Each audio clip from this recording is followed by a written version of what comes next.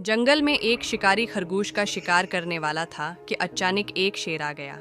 शेर ने शिकारी को भगा दिया और खरगोश की जान बचा ली। खरगोश ने शेर का शुक्रिया अदा किया और दोनों में दोस्ती हो गई।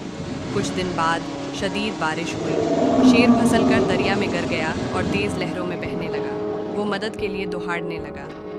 खरगोश ने फौरन एक रस्सी ली, खुद को दरख्त से बांधा और रस्सी का दूसरा सुरा शेर की तरफ हुआ, फेंका।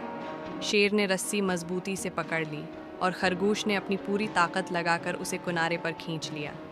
शेर ने शुक्रगुजार होकर कहा,